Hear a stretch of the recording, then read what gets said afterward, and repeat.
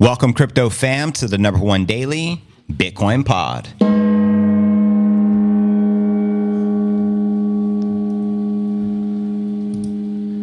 In today's show, I'll be sharing the latest technical analysis, as well as Bitcoin hash rate hitting an all-time high, boosting the network security, as well as breaking news. Trump election win could send the biddy to 100,000 per coin and propel the altcoins further. We'll also be discussing European investors pour record $105 billion into the U.S. Bitcoin ETFs. Also breaking news with Michael Saylor, urging corporations to adopt Bitcoin for treasury strategy, predicting a $13 million Bitcoin price within 21 years. And a new prediction from the high priest of Bitcoin, who points out hash precedes price. The hash adjusted inferred price of Bitcoin is now 375,000 per Bitcoin. He also had some very sincere words to Michael Saylor. He wrote, Saylor buys Bitcoin because he didn't trust the government, who tried to jail him in 2000 and destroy his wealth with immoral inflation, but he wants the same government to custody his Bitcoin because he thinks they love him. Hashtag battered wife syndrome. We'll also be discussing this and so much more in today's show.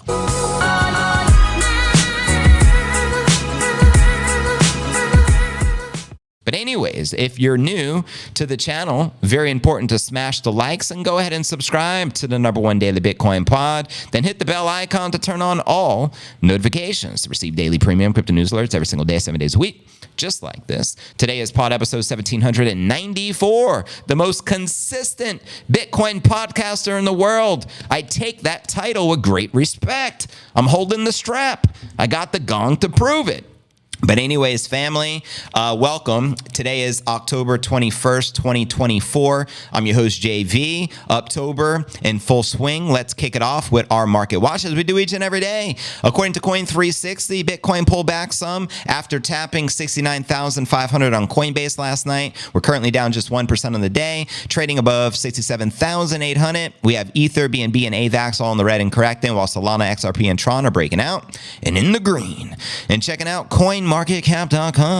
The total crypto market cap totally sitting at a $2.35 trillion mark. The Bitcoin market cap, $1.339 trillion. And we got 92 billion worth of volume in the past 24 hours, and the Bitcoin dominance is back on the climb at 57.1%, with the Ether dominance barely back on the climb again as well at 13.8%. Checking out top 100 crypto gainers past 24 hours. We got Mu up 8.5%, followed by Atom up 6.5%, followed by Jupe up 6%. Which alts, if any, are you bullish on for the bull? Holla at your boy, or forever hold your peace. And checking out the crypto bubbles, we get a visual perspective on the daily.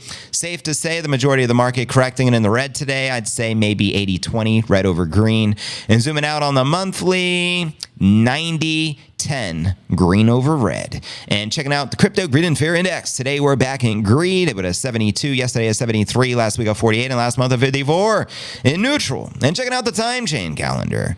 We have 183,249 blocks yet to go into the next halving. We're currently on block number 866,751. How many sats can you currently get for $1? Is the $1 million question. And the answer is 1,491, just short of 1,500 sats per dollar.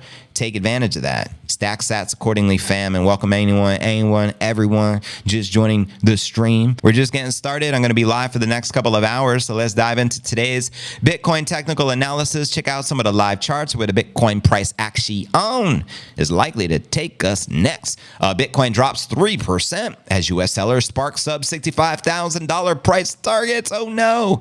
Here you're looking at the 1 hour chart. Not looking so great at the moment. Bitcoin dipped below 67,000 today, October 21st, after we tapped 69.5, a new local high just yesterday, last night. And in fact, we did a pump watch. How many of you were watching? Let me know. So here we go. The highest weekly close in 5 months for Bitcoin we just achieved, and market observers suggested consolidation support retest should now enter. Quoting analysts right here, market selling off slightly today as expected, and that's okay, according to Jelly. The Bitcoin price forecast included the deeper retracements with popular X account Emperor, suggesting that 62,000 may appear or reappear. I say you're not an emperor unless you got a gong.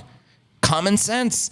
But anyways, hopefully he has one. Quoting him here, H655 EMA, high volume pocket between 66,000 and 66.5 should be a great area to watch for support. Shorts will take profit here and should. Emperor also eyed the 200 period exponential moving average on the 6-hour time frame, currently sitting at $63,300 as outlined here in the chart. Quoting him again, trends are memes, mainly self-fulfilling prophecy, but the mid, low, and bottom of the trend actually plays significant for bounces for the biddy, watching for a potential retest before the higher. We'll send that mofo. And well-known commentator, the Whale Panda, meanwhile vented his frustration as the U.S. reaction to the Bitcoin attack of 69 G's. Quoting him here, U.S. with another impressive $2,000 dump. Got to wonder where they keep getting this Bitcoin from to dump every day. Fantastical question.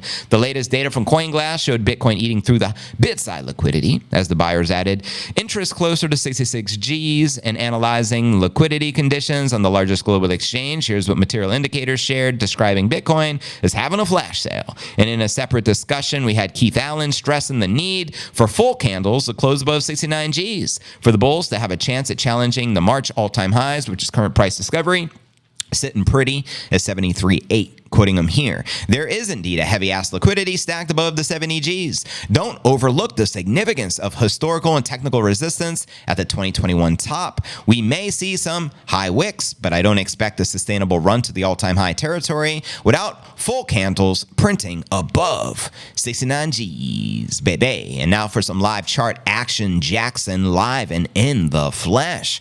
Let's go. Here we go. You're looking at the 1-hour chart right now via Coinbase, via TradingView, and you can see yesterday we were climbing. Again, we tapped roughly 69.5 via Coinbase, and then we started cascading all the way down. Big red candle unfortunately took us back into the 66, 67 territory, but right now, live and in the flesh, we're marching back, currently above $67,600. And zooming out from here, we'll get a broader look. Here's the 4-hour chart, live and in the flesh. 4-hour chart does show a bullish blue target sitting pretty at 81,300, and we do have a bear target in the green sitting at 49.3, and overall we do have a rising wedge formation breakout on the 4-hour chart looking bullish. And zooming out from there, let's check out the 1-day. The 24-hour chart says bullishness, a lot of green, daily closes up until last night struck with that red candle, unfortunately, or I should say this morning, probably very early this morning. But when I went to bed, we were still around 69,000, and obviously right now we're at 67.6, and we do have a bear target on this chart on the 1-day at 47,700, live and in the flesh. And zooming out on the weekly, we still have the sexy cup and handle target in play, in my opinion, here for Q4 sometime. 124,000 just awaiting. Will we hit this 124,000 target this year in Q4? Holla at your boy. And checking out the 1 month. The 1 month survey says we have been sideways for the past 7 months. Hopefully we can continue the upswing here in October. Q4 in full effect. So there you go, yo. Welcome, y'all. Welcome to the HODL gang. HODL gang. HODL gang. HODL gang. Jay Nice. I got you, brother. Congratulations.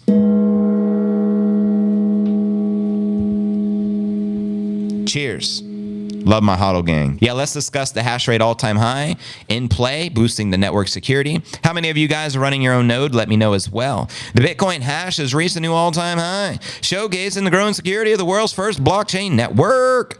The Bitcoin network hash rate. The total computing power securing the Bitcoin network reached an all-time high of 769.8 exahashes per second today, October 21st. The hash rate has been in a steady uptrend since 2021. According to BitInfo charts, as you can see right here, the hash rate's escalation is widely correlated with developments in mining hardware, like application-specific integrated circuits, better known as ASICs.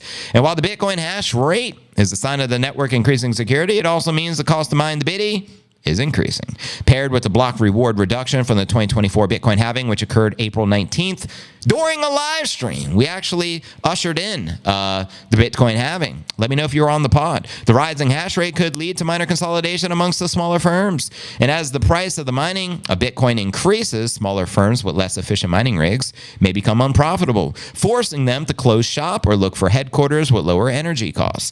Energy-efficient mining equipment is the key for miners to remain profitable after the fourth Bitcoin halving. According to Nazar, co-founder and chief operating officer of TerraWolf, Quoting him here from a recent interview, if you are a firm that just owns a bunch of the machines and you are not profitable, you will be challenged. If you are a company that owns quality infrastructure that can deliver low-cost power, that's a real asset. And if anything, the underlying value of that asset, the Bitcoin, has increased. TeraWulf is the world's 6th largest Bitcoin mining company, worth over $670 million, according to CoinMarketCap. And despite the halving of the block rewards, it plans to further their expansion with its mining operations this year. Q4 family, stand up. And despite the growing Bitcoin mining difficulty, mining firms haven't increased their Bitcoin selling. That's because they're smart. Why would they? On October 20th, yesterday, Bitcoin mining firms sent a cumulative 2,900 Bitcoin to the centralized exchanges, marking the 4th lowest day of selling in 30 days, according to CryptoQuant data. Also like to point out that the Bitcoin reserves on the exchanges is the lowest it has been in the past 4-5 years. Can you say supply shock incoming? And some of the minor consolidation we have seen after the Bitcoin halving on May 10th, the network's hash rate fell to a 2-month low of 575 exahashes per second. So there you go. Yo, let me know your thoughts with the hash rate of the network. Let's continue with the news, shall we? Let's discuss this Trump pump to 100 G's. If you like Bitcoin to pump to 100,000 along with a Trump victory in the election in 2 weeks, holla at your boy.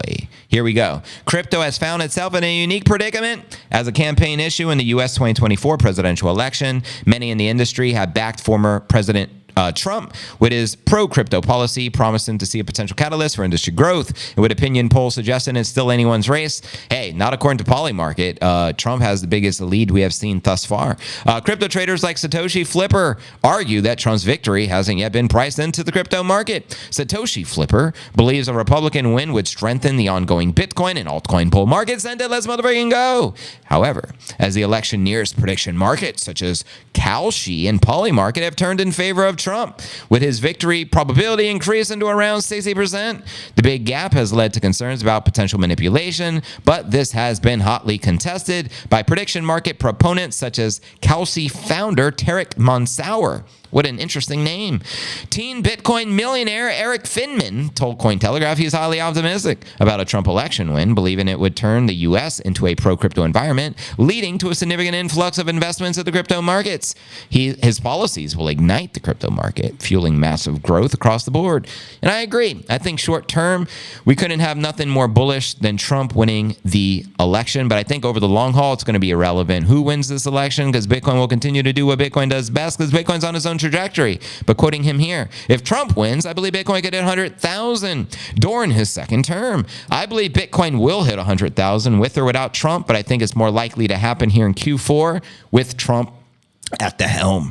Let me know if you agree or disagree. Now, synonymous market analyst Crypto Rand shared the most bullish aspect of the crypto administration is simply his non-hostile stance towards crypto. This attitude alone is a game changer and sets the U.S. up to be a leader in the crypto space. And then, of course, we have fraudster Mark Cuban, who's ultimately praising Harris for all the crap that she's ultimately claiming, you know what I mean, and being very anti-Trump. I think you guys all know that because we cover it virtually every day here on the pod, so I'm going to skip past that. Trump has promised many pro-crypto policies that appeal to crypto single-issue voters. One of the things that comes to my mind right in front of your face here is when he gave the speech in Nashville, and he claimed that he would fire the chairman of the SEC on day one of the presidency. And he got like a standing ovation. So he actually repeated himself and made it a point to express that twice. He also promised to free Ross Ulbricht. He also promised to make United States a Bitcoin mining hub. He was just ultimately very Bitcoin bullish. He also said that he would stockpile the Bitcoin for the United States government versus selling it off. And then ironically, a few days after he made all these announcements, the US government sent their stash of 200,000-ish Bitcoin potentially to sell. You can't make this ish up, but it just goes to show you there's a war behind closed doors right now. Quoting Eric Balchunas, a Bloomberg ETF analyst, if Trump wins, we can see other coins as ETFs, in my opinion, and Trump's pro-crypto promises are numerous and ambitious, with a stated vision of the U.S. to become the world capital of crypto. Crypto Rand believes that while Trump's commitment to creating a crypto advocacy council may have flown under the radar, it is highly significant. I mean, the numbers don't lie. According to Polymarket right now, Trump is up 61.3% versus 38.7% from Harris. This is the widest gap towards Trump we have seen published, and Polymarket is super legit because there's money on the line. And according to Elon, this is the most accurate polling because of the money on the line. And you can see domination in the red states versus the blue states. Come on, New York. You got to turn red. Unacceptable. I don't understand how New Yorkers are backing Harris, but yeah, there you go. But let me know your thoughts regarding a Trump pump, and can you see $100,000 incoming with Trump at the helm? Holla at your boy. Let's discuss the ETF inflows. The headline reads, European investors pour record $105 billion into the U.S. Bitcoin ETFs. That's right. Shout out to the Euro investors, that is, who have allocated a record amount of the capital into the spot Bitcoin ETFs for the United States. Interesting that the Europeans are investing in it. They invested over $105 billion into Bitcoin ETFs in the States year to date, marking an all-time high. Holy moly. The record European ETF flows were shared by Balchunas in a recent post, who shares here. Flows into the U.S.-focused ETFs by the locals in Europe is now at a record $105 billion year to date. And why not? SPY is up 24% versus 10% for Europe. Asia is also funneling record flows. Charts don't lie. You're looking at the international ETF flows to the US exposures right here. Obviously, Europe leading the pack in the blue, followed by the Asia Pacific. And growing ETF inflows can push the BITI to an all-time high from its current crab walk. Inflows into the US Bitcoin ETFs accounted for 75% of the new capital that helped Bitcoin surpass 50 Gs on February 12th of this year. I remember it was the day after my birthday in the morning. But despite the record European inflows, Bitstamp data shows that Bitcoin has been unable to recover above the psychological level of 70 Gs. Last visited on July 29th. We got mighty close to revisiting last night. We tapped 69.5, then had a corrective candle back to the 67 territory we're at. And this past week, European inflows weren't the only record milestone for the Bitcoin and Bitcoin-based ETFs. We also have the hash rate, which I recently shared, just broke out, hit a new all-time high, which is a great indicator because Bitcoin price tends to follow the hash rate, which would suggest a $375,000 Bitcoin price in play. Now, quoting Bitfinex analysts right here, usually this means that the large ETF inflows have a muted impact for a few days, and then the market reverses lower once the aggression from the spot market buyer fades. So Bitcoin ETFs are on a 6-day winning streak. The Bitcoin ETFs recorded 6 consecutive days of net positive inflows, as outlined here from Farside Data. And on October 14th, the US Bitcoin ETFs caught a cumulative $555 million worth of the BITI, resulting in a 5% daily increase. Can you say 5? Bitcoin price from 62,450 to a daily high of 66,479. Bitcoin ETFs surpassed 66.3 billion in cumulative on-chain Bitcoin holdings, representing roughly 5% of the current Bitcoin circulating supply, as pointed out by Dune Analytics. Let's get into the latest from the one and only Giga Chad, Michael Saylor, and his $13 million target. And then we'll get into all the controversy surrounding what he just recently shared. You know what I mean? Headline reads, Mikey Saylor urges corporations to adopt Bitcoin for treasury strategy, predicts $13 million price within 21 years. My only question for the Giga Chad, why so bearish, bro? Why so bearish? So that's right. MicroStrategy Executive Chair Mikey Saylor believes major corporations should consider adopting the BITI as a key component for their treasury management strategy. In a recent interview on the Markets Madison pod, Saylor argued that by investing into Bitcoin instead of the stock buybacks, companies could significantly boost their market cap and protect their reserves from inflation. So let's break it down. The strategic bet. Saylor used Apple as an example, suggesting that the tech giant could invest $100 billion into Bitcoin instead of buying back its own stock, a move he believes could add $1 to $2 trillion to the market cap over time. Let's go, Apple. Time to step her up. Mikey Saylor shared right here in the interview. If Apple bought $100 billion of the BITI, it would likely grow to $500 billion, and the company would have a $500 billion business growing at 20% per year. Amen. He further predicted Such a move would cause the tech giant's valuation to shift, with 40% of it being based on Bitcoin holdings and 60% on core operations. Saylor's suggestion is rooted in the long-standing belief that Bitcoin is the future of the capital markets and a better store of value than traditional cash reserves. That's right, because cash and fiat, tulip bulb mania, monopoly money, whatever you refer to it as, is absolutely not a store of value. You're guaranteed to lose purchasing power due to inflation. So it's the opposite of a store of value, fiat dollars. That's why Mikey Saylor said, those who store fiat as a store of value, what do we call them, folks? You fill in the blank. He argued that as companies face inflationary pressure and currency depreciation, Bitcoin offers a more resilient and appreciating asset for protecting the balance sheet. Quoting him here, Bitcoin's a long-term value. Its long-term value is undeniable. Saylor predicted Bitcoin has the potential to reach 13 million per coin within the next 21 years, and companies should take advantage of the capital revolution in which it brings. Now let's decipher the Bitcoin yield. Saylor has already implemented the strategy at MicroStrategy, which now owns 252,220 of the Bitcoin, worth over $16 billion, making it the largest corporate whale in the industry, as well as the first publicly traded company to put a bitty on the balance sheet. The company has been issuing the Bitcoin-backed securities to fund its accumulation strategy, generating a Bitcoin yield, an innovative financial metric which has led to an 18% increase in Bitcoin per share for its investors this year. MicroStrategy BTC yield strategy involves issuing equity and convertible bonds at a premium and then using the proceeds to buy more of the bitty. This creates consistent growth in the company's Bitcoin holdings while providing shareholders with returns that outpace traditional investment models. Quoting the Giga Chat again, in 1 year, we have generated more value from issuing Bitcoin-backed securities than we could have in a decade of traditional operations. Bitcoin yield allows us to compress time and deliver results faster. Mikey Saylor believes that the companies like Apple could open new avenues for growth by adopting this approach. And by leveraging their cash reserves to accumulate the bitty, firms could achieve substantial gains over time while mitigating inflation risk.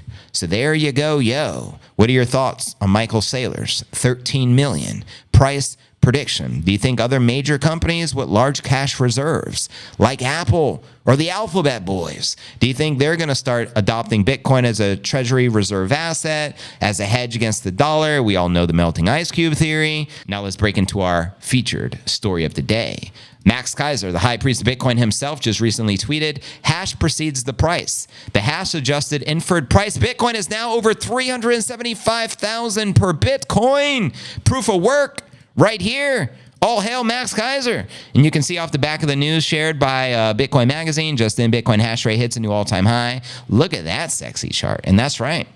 Hash precedes the price. Max Keiser makes a good point. Now for the controversy, and then we'll get back into the predictions. Check this out. Michael Saylor doesn't believe that potential government seizure of Bitcoin held in U.S. institutions is a reasonable concern. How many of you watched this recent interview? It's been going viral. It's probably the most thing trending in crypto Twitter right now. Max responded, and I love Max because he doesn't hold back. Here's how he feels.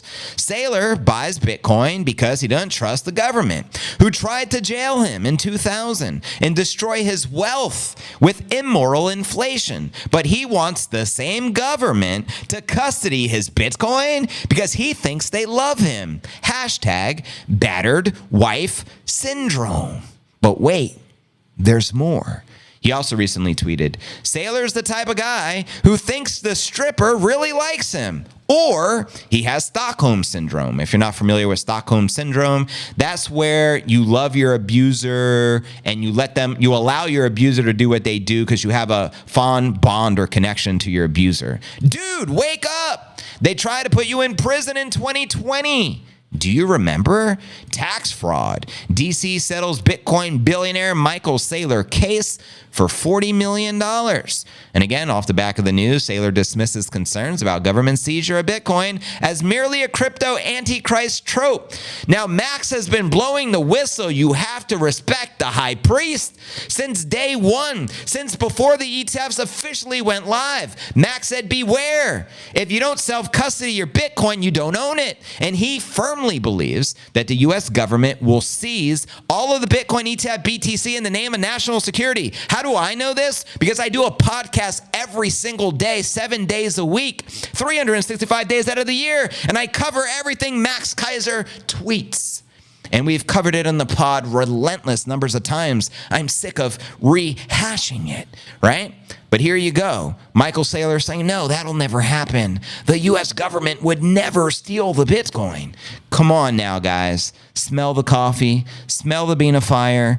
He also recently tweeted, the government tried to jail Saylor in 2000. He lost billions. He never recovered until we crypto antichrists orange-pilled him in 2020. This is why I am not inviting Saylor to Thanksgiving dinner this year.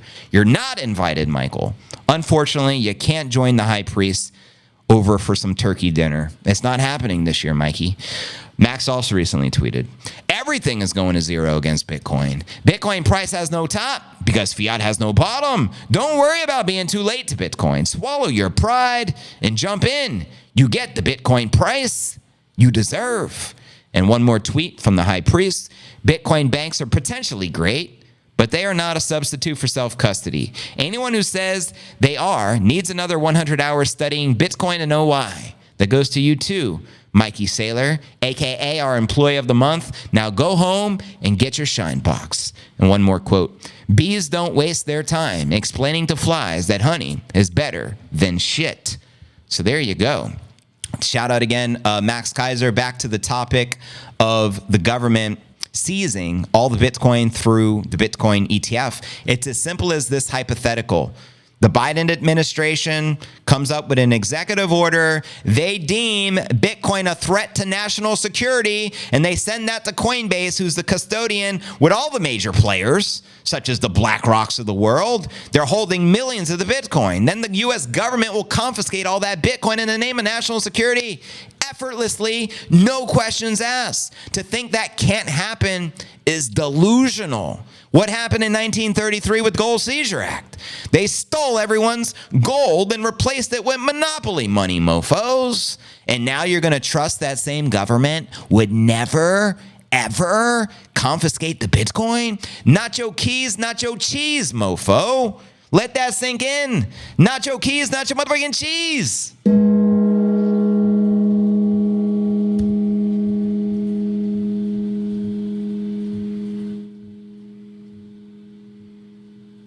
So family, let me know your thoughts with Max Keiser's 375,000 prediction. And who do you think is in the right here?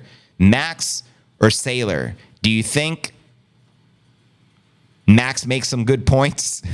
Or do you think Michael Saylor got it all figured out, loves the government, even though government tried to screw him multiple times, put him in jail, confiscate billions? And maybe he's in a position, obviously, we can't relate to. The Giga Chad has a company holding $16 billion worth of Bitcoin today. 252,000 plus Bitcoin. Do you think the pressure is on from the powers that be, the shadow people, the lizard people? Let me know, because I'm trying to make sense of all this. Max is the man. I agree with that, JBZ. We love the high priest here. Shout out Max Keiser, Stacey Herbert. I will be kicking it with them in a couple of months in El Salvador, January 10th and 11th for the big, tournament that they're hosting. I'm looking forward to being there and finally getting to sit down.